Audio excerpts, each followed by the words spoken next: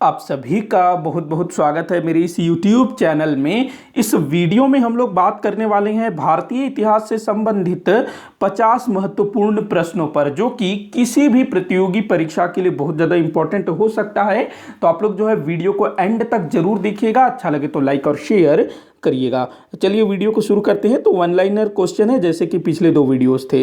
पहला क्वेश्चन है, राजा राममोहन राय को राजा की उपाधि किसने दी थी? काफी बार पूछा गया है भाई। राजा राममोहन राय ये कहीं के राजा नहीं थे, सामान्य इंसान थे, आम नागरिक थे।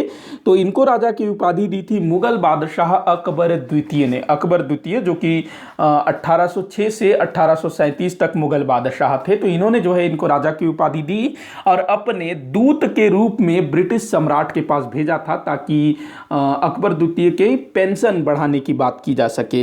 ध्यान रखना, अपना दूत बना के भेजा था अकबर द्वितीय ने ब्रिटेन, लंदन। अगला क्वेश्चन है, पल्लव वंश की राजधानी क्या थी? तो पल्लव वंश के शासकों की राजधानी थी कांचीपुरम। पल्लव जो कि दक्षिण भारत में शासन करते थे। अगला क्वेश्चन है, शुंग वंश के शासक पुष्यमित्र शुंग ने 2 बार अश्वमेध यज्ञ करवाया था। इसकी जानकारी कहां से प्राप्त होती है? तो कहां से मिलती है भाई इसकी जानकारी?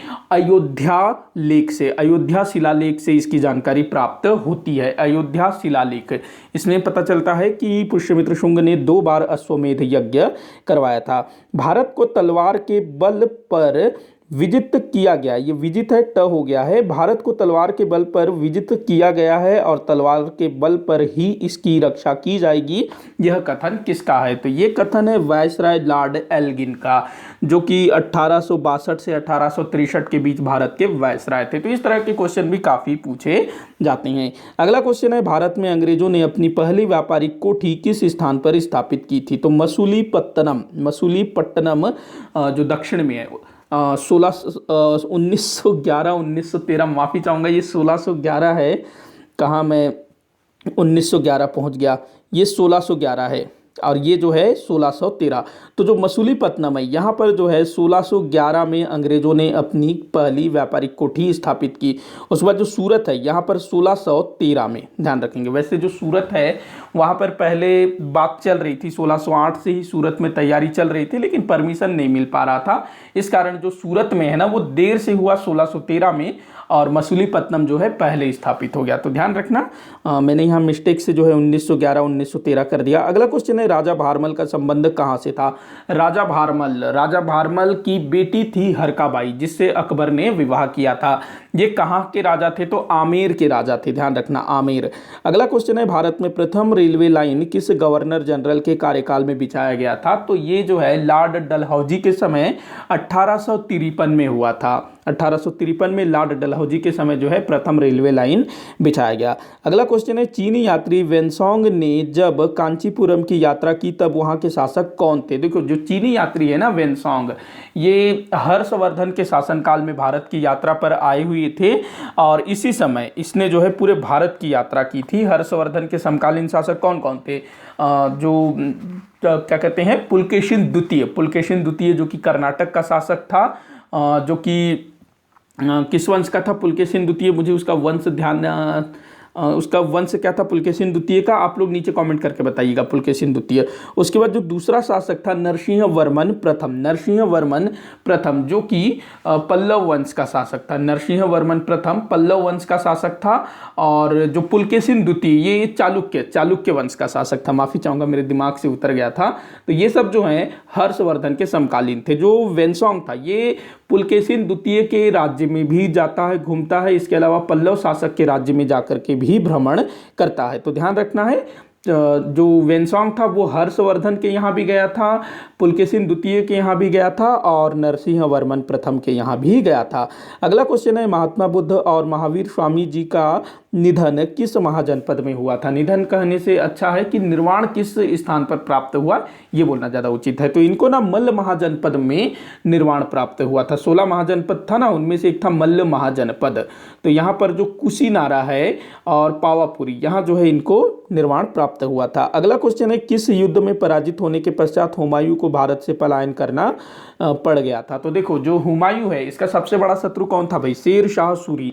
शेर शाह सूरी के साथ इसने जो है दो भयानक वाले युद्ध लड़े। वैसे तो छोटे मोटे काफी सारे युद्ध हुए थे, लेकिन दो भयानक युद्ध थे। सबसे पहला था चौसा का युद्ध, जो कि 1539 में लड़ा गया था, जिसमें हुमायूं बुरी तरह से हार गया था, लेकिन उसका जो राज्य है बच गया था। उसके बाद दूसरे ही वर्ष 1540 में कन्नौज की बिलग्राम नामक स्थान पर फिर से हुमायूं और शेर शाह सूरी के मध्य भीषण युद्ध होता है, और इस बार जो है शेर शाह सूरी ने हुमायूं को बुरी तरह से पराजित कर दिया, और जो हुमायूं है उसको बोरिया बिस्तर समेट करके भारत से भागना पड़ जाता है। तो कन्नौज अथवा बिलग्राम का युद्ध। अगला क्वेश्चन है, महाराजा रणजीत सिंह ने किस स्थान को जीतने के पश्चात महाराजा की उपाधि धारण की? तो देखो, जो महाराजा रणजीत सिंह थे, जो कि पंजाब सिख साम्राज्य के संस्थापक थे, तो इन्होंने जब लाहौर को जीता उसके बाद महाराजा की उपाधि धारण की। अगला क्वेश्चन है, पंजाब में नौजवान भारत सभा की स्थापना किसने की थी? तो भाई सरदार भगत सिंह ने पंजाब में नौजवान भारत सभा की स्थापना की थी।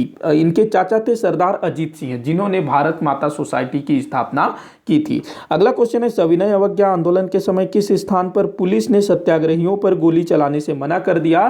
तो ये पेशावर में हुआ था। पेशावर जो उत्तर पश्चिम सीमा प्रांत के अंतर्गत आता था, और यहाँ पर ना खान अब्दुल गफ्फार खां के नेतृत्व में सविनय अवज्ञा आंदोलन संचालित था। तो यहाँ पर जो अंग्रेज थे उन्होंने गढ़वाल रेजिमेंट के सिपाहियों को तैनात किया हुआ था, और गढ़वाल रेजिमेंट के सिपाहियों को आदेश दिया जाता है कि वो सत्याग्रहियों पर गोली चलाए। लेकिन एक जो क्या कहते हैं, एक गढ़वाल रेजिमेंट का एक सैनिक था, वो जो है सबको बोलता है कि हम जो है अपने निहत्थे भारतीय साथियों पर गोलियां नहीं चलाएंगे। तो ये लोग जो है गोली चलाने से मना कर देते हैं। गढ़वाल रेजिमेंट ध्यान रखेंगे, पेशावर। अगला क्वेश्चन है, किस ग्रंथ का मूल नाम जय संहिता है? काफी बार पूछा गया है। महाभारत, जिसको आज हम लोग महाभारत के नाम से जानते हैं ना, पांडवों और कौरवों की कथा, ये पहले जय संहिता के नाम से जाना जाता था। लेकिन जब गुप्त काल में इसमें श्लोकों की संख्या बहुत ज्यादा बढ़ गई, लगभग 1 लाख के करीब श्लोक है ना, शुरुआत में कम थे, लेकिन धीरे धीरे जो है श्लोकों की संख्या बढ़ती गई,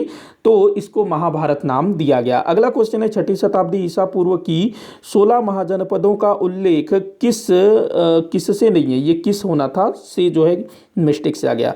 तो किस जैन धर्म ग्रंथ से ज्ञात होता है? तो देखो, दो स्थानों से, दो स्रोतों से हमको जो है 16 महाजनपदों का उल्लेख मिलता है। एक जैन धर्म ग्रंथ और दूसरा बौद्ध धर्म ग्रंथ। जैन धर्म ग्रंथ है भगवती सूत्र, और वही बौद्ध धर्म ग्रंथ है अंग उत्तर निकाय। अंग उत्तर निकाय, या फिर इसी को आप अंगुत्तर निकाय भी बोल सकते हो। जो ऊ है उसको ऊ की मात्रा के रूप में रख सकते हो, या ऐसे भी लिख सकते हो। अंग उत्तर निकाय बौद्ध धर्म ग्रंथ है, और भगवती सूत्र जो है जैन धर्म ग्रंथ है। दोनों से ही हमको जो है 16 महाजनपदों के विषय में जानकारी प्राप्त होता है। अगला क्वेश्चन है, हिंदुस्तान प्रजातांत्रिक संघ नामक क्रांतिकारी संगठन की स्थापना कहां पर की गई थी? तो इसकी स्थापना ना राम प्रसाद बिस्मिल, सचिंद्रनाथ सान्याल, उसके बाद रोशनलाल, राजेंद्र लाहिड़ी, ये सब ने मिलकर के इसकी स्थापना की थी 1924 में, जिसको अंग्रेजी में हिंदुस्तान रिपब्लिकन एसोसिएशन अर्थात HRA कहा गया। HRA, इसकी स्थापना कहाँ हुई थी? कानपुर में 1924 में। अगला क्वेश्चन है, कांचीपुरम का प्रसिद्ध कैलाश मंदिर किससे पल्ली, यहाँ थोड़ा सा मिस्टेक हो गया है, ये ना ऐसे होना था। कांचीपुरम का प्रसिद्ध कैलाश मंदिर किस पल्लव शासक द्वारा बनवाया गया था? किस पल्लव शासक द्वारा बनवाया गया था? तो किस पल्लव शासक ने इसको बनवाया था भाई? नरसिंह वर्मन द्वितीय ने। नरसिंह वर्मन द्वितीय। पीछे हम लोगों ने देखा कि जो वेनसोंग था वो नरसिंह वर्मन प्रथम के समय कांचीपुरम की यात्रा किया। नरसिंह वर्मन प्रथम के बाद जो है नरसिंह वर्मन द्वितीय होता है, जिसने कांचीपुरम के प्रसिद्ध कैलाश मंदिर का निर्माण करवाया। अगला क्वेश्चन है, महमूद गजनवी ने जब सोमनाथ के मंदिर पर आक्रमण किया उस समय गुजरात के राजा कौन थे?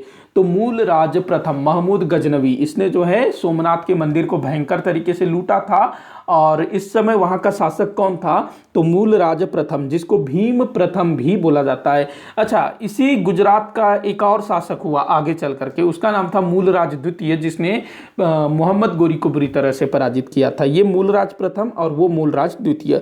अगला क्वेश्चन है, महात्मा गांधी जी ने किस गोलमेज सम्मेलन में भाग लिया था? तो द्वितीय गोलमेज सम्मेलन 3 बार गोलमेज सम्मेलन का आयोजन किया गया था ना। प्रथम गोलमेज सम्मेलन 1930 में, द्वितीय जो है 1931 में और तृतीय 1932 में। लेकिन इसमें जो है कोई भी हल नहीं निकल पाता है, फ्लॉप हो गया था तीनों। अगला क्वेश्चन है, सम्राट अशोक अपने पिता बिंदुसार के शासनकाल में कहाँ के प्रांतपति नियुक्त किए गए थे? तो जो अशोक है, जब ये राजा नहीं बने थे तो उज्जैन के, या इसको उज्जैनी बोला जाता था उस समय, तो वहाँ के प्रांतपति नियुक्त किया गया था। अगला क्वेश्चन है, देशी रियासतों के भारत संघ में विलय का दायित्व किस नेता पर था? तो सरदार वल्लभ भाई पटेल को देशी रियासतों को भारत संघ में विलय करने का दायित्व सौंपा गया था। जिस समय भारत स्वतंत्र हुआ उस समय टोटल 562 देशी रियासत थे और सरदार वल्लभ भाई पटेल के प्रयासों से ही 542 देशी रियासतों का भारत संघ में विलय हो सका। अगला क्वेश्चन है, मुगल साम्राज्य की राजकीय भाषा क्या थी? तो यही ना फारसी थी, पारसी नहीं फारसी, फल का फ आएगा, फारसी। मुगल साम्राज्य की राजकीय भाषा क्या थी भाई? फारसी, ध्यान रखना। अगला क्वेश्चन है, भारतीय राष्ट्रीय कांग्रेस की सूरत अधिवेशन की अध्यक्षता किसने की थी? तो सूरत अधिवेशन जो कि 1907 में हुआ था, और इसी सूरत अधिवेशन में भारतीय राष्ट्रीय कांग्रेस में फूट पड़ जाती है गरम दल नरम दल के बीच। हाँ, इसकी अध्यक्षता की थी रास बिहारी घोष, जो कि कलकत्ता के बहुत बड़े वाले वकील थे। अगला क्वेश्चन है, किसके प्रयासों से विधवा पुनर्विवाह अधिनियम पारित हुआ? तो ये जो है ईश्वर चंद्र विद्यासागर, ईश्वर चंद्र विद्यासागर, यहाँ पर 2 बार ये टाइप हो गया है, माफ़ी चाहूँगा। तो जो ईश्वर चंद्र विद्यासागर है, इन्हीं के प्रयासों से सन 1856 में विधवा पुनर्विवाह अधिनियम पारित हुआ। मतलब कि विधवाओं को फिर से विवाह करने का अधिकार मिलता था इस अधिनियम से, इस कानून से। अगला क्वेश्चन है, मत विलास प्रहसन नामक ग्रंथ की रचना किस शासक द्वारा की गई थी? तो ये पल्लव शासक महेंद्र वर्मन द्वारा इसकी रचना की गई थी। तो आज पल्लव वंश से काफ़ी क्वेश्चन दिख रहे हैं। तो मत विलास प्रहसन ये पल्लव शासक महेंद्र वर्मन प्रथम द्वारा रचा गया था, ध्यान रखना, काफ़ी इंपॉर्टेंट क्वेश्चन है। अगला क्वेश्चन है, किस वंश के कार्यकाल को भारतीय इतिहास में गुप्त वंश के स्वर्ण काल का पूर्वगामी कहा जाता है? तो जो गुप्त साम्राज्य का काल है, इसको भारत में स्वर्ण युग कहा जाता है। लेकिन गुप्त वंश से पहले का एक समय, एक काल, उसको जो है गुप्त वंश के स्वर्ण काल का पूर्वगामी कहा जाता है। ये है शुंग वंश, शुंग वंश जो कि गुप्त वंश से पहले हुआ था। अगला क्वेश्चन है, तुगलक वंश का अंतिम सुल्तान कौन था? तो तुगलक वंश का अंतिम सुल्तान कौन था भाई? नासिरुद्दीन महमूद शाह तुगलक। इसी के समय 1398 में तैमूर लंग ने दिल्ली पर आक्रमण किया था और भयानक तरीके से लूटपाट की थी। नासिरुद्दीन महमूद शाह तुगलक, तुगलक वंश का अंतिम सुल्तान। भगत सिंह, राजगुरु और सुखदेव को कब फांसी दी गई? तो 23 मार्च 1931 को इन तीनों क्रांतिकारियों को फांसी दी गई थी। कहां पर फांसी दी गई थी? तो लाहौर में। वैसे इनको फांसी दिया जाना था 24 मार्च 1931 को, लेकिन एक दिन पहले ही इनको फांसी दी गई। अगला क्वेश्चन है, प्राचीन काल की कौन सी लिपि बाएं से दाएं लिखी जाती थी? तो जो ब्राह्मी लिपि है ये बाएं से दाएं लिखी जाती थी। वहीं जो खरोष्ठी लिपि है ये दाएं से बाएं लिखी जाती थी, खरोष्ठी लिपि। तो ब्राह्मी जो है बाएं से दाएं लिखी जाती थी। अगला क्वेश्चन है, किस हड़प्पा कालीन पुरा स्थल से जुते हुए खेत के साक्ष्य प्राप्त हुए हैं? जुते हुए खेत के साक्ष्य, तो ये कहां से मिलता है? कालीबंगा, कालीबंगा जो कि राजस्थान में है, और कालीबंगा का मतलब होता है काले रंग की चूड़ियां। अगला क्वेश्चन है, वही नहीं है, वह स्थल कौन सा है जहां पर बौद्ध संगीति और जैन संगीति का आयोजन हुआ था अलग अलग समय में? आपको उस स्थान का नाम बताना है जहां पर अलग अलग समय में जैन संगीति हुआ, बौद्ध संगीति भी हुआ। तो देखो, बौद्ध संगीति की अगर हम लोग बात करें तो सबसे पहला तो राजगृह में हुआ, लेकिन राजगृह में क्या कभी कोई जैन संगीति हुआ? नहीं। उस पर जो दूसरा बौद्ध संगीति है वो वैशाली में हुआ, यहां भी कभी जैन संगीति का आयोजन नहीं हुआ था। तीसरा हुआ पाटलिपुत्र में, पाटलिपुत्र अशोक के समय में बौद्ध संगीति का आयोजन हुआ था ना। वहीं पाटलिपुत्र में ही चंद्रगुप्त मौर्य के समय में जैन संगीति का भी आयोजन हुआ था। तो पाटलिपुत्र वह स्थान है जहां पर जैन संगीति का भी आयोजन हुआ और बौद्ध संगीति का भी। तो इस तरह से भी क्वेश्चन बनता है। अगला क्वेश्चन है, दिल्ली सल्तनत के किस सुल्तान ने कृषि सुधार के लिए योजना तैयार की थी? तो मोहम्मद बिन तुगलक, जिसको पागल सुल्तान भी बोला जाता है, जो अजीब अजीब योजनाएं लाया करता था। अगला क्वेश्चन है, गुरुमुखी लिपि का आरंभ किस सिख गुरु द्वारा किया गया था? गुरुमुखी लिपि जो कि सिखों की द्वारा प्रयुक्त की जाने वाली लिपि है, तो इसकी शुरुआत की थी सिख गुरु अंगद देव जी के द्वारा इसकी शुरुआत हुई थी। 10 सिख गुरु थे ना, उनमें से एक गुरु अंगद देव जी भी थे। अगला क्वेश्चन है, सम्राट अशोक ने बौद्ध धर्म के प्रचार प्रसार हेतु अपने पुत्र महेंद्र और पुत्री संघमित्रा को किस स्थान पर भेजा था? तो सम्राट अशोक जिसके समय में तृतीय बौद्ध संगीति का आयोजन हुआ था पाटलिपुत्र में, और इसी समय से जो है बौद्ध धर्म के प्रचार प्रसार हेतु यहाँ वहाँ लोगों को भेजा जाना शुरू किया गया। तो जो अशोक ने ना अपने बेटे और बेटी को श्रीलंका भेजा। अगला क्वेश्चन है, जालिम हुमायूं नाम से कुख्यात सुल्तान किस राज्य से संबंधित था? जालिम हुमायूं, तो ये बहमनी साम्राज्य से संबंधित था जालिम हुमायूं। अगला क्वेश्चन है, विजयनगर साम्राज्य के अंतर्गत सर्वाधिक समय तक शासन करने वाला राजवंश कौन सा था? तो देखो विजयनगर साम्राज्य में ना 4 राजवंशों ने शासन किया था। सबसे पहला संगम वंश, ये 1336 से लेकर के 1485 तक शासन करते हैं। उसके बाद दूसरा है सालूब वंश या सुलूब वंश, ये 1485 से 1505 तक। उसके बाद है तीसरा तुलुव वंश जिसमें कृष्णदेवराय हुए, ये 1505 से 1570 तक। उसके बाद आखिरी है आरवीडू वंश 1570 से लगभग 1652 तक। तो सबसे लंबे समय तक किसने शासन किया? प्रथम राजवंश संगम वंश ने। संगम वंश। विजयनगर साम्राज्य के संस्थापक कौन थे? हरिहर और बुक्का। अगला क्वेश्चन है, भगत सिंह को किस अपराध के लिए दोषी ठहराते हुए आजीवन कारावास की सजा सुनाई गई थी? तो भगत सिंह और बटुकेश्वर दत्त इन दोनों ने जो है 8 अप्रैल 1929 को केंद्रीय विधान परिषद में बम फेंका था, और इसी अपराध के कारण इनको जो है आजीवन कारावास की सजा सुनाई गई थी। बाद में जो भगत सिंह है उनके ऊपर सॉन्डर्स हत्याकांड का आरोप लगाया गया और भगत सिंह को फांसी की सजा दी गई, जबकि बटुकेश्वर दत्त उनको जो है आजीवन कारावास की सजा बरकरार रही। अगला क्वेश्चन है, गुप्त संवत का प्रारंभ किस शासक द्वारा किया गया? तो चंद्रगुप्त प्रथम। चंद्रगुप्त प्रथम ने 319 ईस्वी में गुप्त संवत की शुरुआत की। अगला क्वेश्चन है, एव प्रशस्ति के रचयिता, एव नहीं है, माफी चाहूंगा, थोड़ा यहाँ मिस्टेक हो गया, ये एहोल है, एहोल। इन सब गलतियों के लिए माफ़ कर दीजिए। मतलब ये जो छोटी छोटी गलतियाँ होती है इसको आप लोग ध्यान मत दीजिएगा, मैं जो बोलता हूँ उसको सुनिएगा। वैसे ध्यान देना भी चाहिए आप लोगों को और बोलना भी चाहिए, तो माफ़ी चाहूँगा ऐसी छोटी छोटी गलतियों के लिए। तो एहोल प्रशस्ति के रचयिता रवि कीर्ति ने स्वयं की तुलना किस साहित्यकार से की है? एहोल प्रशस्ति, देखो जो रवि कीर्ति है ये चालुक्य नरेश पुलकेशिन द्वितीय का दरबारी था, और उसने जो है एहोल प्रशस्ति की रचना की थी। ये कन्नड़ भाषा में लिखा हुआ है।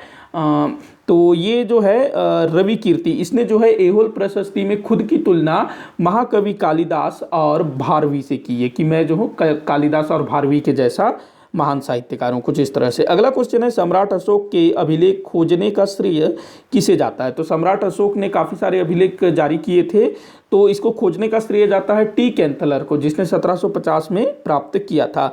अगला क्वेश्चन है, सुभाष चंद्र बोस द्वारा गठित आज़ाद हिंद फौज के महिला बटालियन का नेतृत्व किसने किया था? तो कैप्टन लक्ष्मी सहगल। और इस महिला बटालियन का क्या नाम था? तो रानी झांसी बटालियन।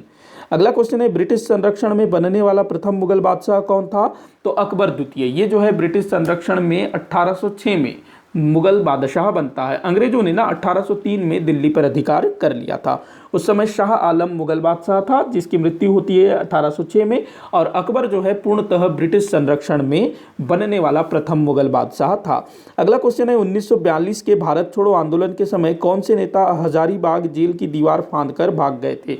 देखो क्या होता है, ऑपरेशन जीरो आवर के तहत 8 अगस्त और 9 अगस्त 1942 को देश के तमाम बड़े बड़े नेताओं को अंग्रेजों ने गिरफ्तार कर लिया। जयप्रकाश नारायण, ये भी जो है एक उभरते हुए नेता थे, युवा नेता थे, तो इनको जो है हजारीबाग जेल में बंद कर दिया जाता है। लेकिन ये जो है दीवार फांद करके भाग जाते हैं और पूरे सभी भारत छोड़ो आंदोलन के समय में छुप करके गुप्त रूप से आंदोलन को नेतृत्व प्रदान करते हैं। अगला क्वेश्चन है, राजा रवि वर्मा कौन थे? राजा रवि वर्मा भाई चित्रकार थे, ये त्रावणकोर रियासत से इनका संबंध था। अगला क्वेश्चन है, महाराणा प्रताप के घोड़े का क्या नाम था? महाराणा प्रताप के घोड़े का क्या नाम था? चेतक। इनके हाथी का नाम राम प्रताप था। अगला क्वेश्चन है, बाबर के भारत पर आक्रमण के समय मुगल सेना किस राजपूत राजा से सर्वाधिक भयभीत हो गई थी? तो देखो जो बाबर था इसने जो है पानीपत के प्रथम युद्ध में इब्राहिम लोदी को बुरी तरह से पराजित कर दिया। इब्राहिम लोदी तो युद्ध क्षेत्र में ही मारा गया, लेकिन जो बाबर की सेना थी वो मेवाड़ के महाराणा जो राणा सांगा थे, मेवाड़ के जो राणा सांगा थे उनसे काफ़ी भय खा रही थी। और यहाँ तक कि जो बाबर की सेना है वो तो भाई राणा सांगा से युद्ध करने को तैयार नहीं थी, लेकिन बाबर जो है उनको समझाता है, धर्म का वास्ता देता है कि ये जो युद्ध है हम धर्म के लिए लड़ रहे हैं। तो ये मुगल सेना किससे डर गई थी? राणा सांगा से। अगला क्वेश्चन है, पंजाब में स्वदेशी आंदोलन का नेतृत्व किसने किया था? तो स्वदेशी आंदोलन जो कि 1905 में हुआ था बंगाल विभाजन के विरोध स्वरूप, जो कि पूरे देश में फैल गया था, तो लाला लाजपत राय और सरदार अजीत सिंह जो भगत सिंह के चाचा थे, तो इन दोनों ने मिल करके पंजाब में आंदोलन का नेतृत्व किया था, स्वदेशी आंदोलन का। अगला क्वेश्चन है, सविनय अवज्ञा आंदोलन के समय महात्मा गांधी जी की गिरफ्तारी के पश्चात किसने आंदोलन का नेतृत्व संभाला? तो देखो, जो महात्मा गांधी जी हैं जिन्होंने सविनय अवज्ञा आंदोलन को शुरू किया 12 मार्च 1930 से 6 अप्रैल 1930 तक, ये जो है दांडी यात्रा करते हैं, 24 दिन तक यात्रा करके दांडी पहुंचते हैं। लगभग 390 किलोमीटर की यात्रा इन्होंने की थी। अब जो गांधी जी हैं वो दांडी पहुंच करके नमक उठाते हैं और नमक कानून का उल्लंघन करते हैं। इसके बाद महात्मा गांधी जी को लगभग 1 महीने बाद 4 मई 1930 को गिरफ्तार कर लिया जाता है और इनके गिरफ्तारी के बाद अब्बास तैयब जी ने सविनय अवज्ञा आंदोलन का नेतृत्व किया था। तो ध्यान रखेंगे, अब्बास तैयब जी ने नेतृत्व किया था। अगला क्वेश्चन है, 1893 में अमेरिका के शिकागो में आयोजित महाधर्म सम्मेलन में भारत का प्रतिनिधित्व किसने किया था? तो भाई स्वामी विवेकानंद जी। और यहाँ पर उन्होंने जो है भारतीय धर्म और संस्कृति का डंका बजा दिया था। अगला क्वेश्चन है, जो कि इस वीडियो का आखिरी क्वेश्चन है, आगरा नगर की स्थापना कब और किसने की थी? तो 1504 में लोदी वंश के सुल्तान सिकंदर लोदी ने आगरा नगर की स्थापना की और दिल्ली सल्तनत की राजधानी बनाई। इसी के साथ यह वीडियो यहीं पर समाप्त होता है। आप लोग मुझे कमेंट बॉक्स में बताइएगा कि इनमें से आप कितने क्वेश्चंस के आंसर पहले से जानते थे। कोई भी डाउट हो तो जरूर पूछिएगा ताकि मैं उसको बता सकूं, सॉल्व कर सकूं। वीडियो को आखिर तक देखने के लिए बहुत बहुत धन्यवाद।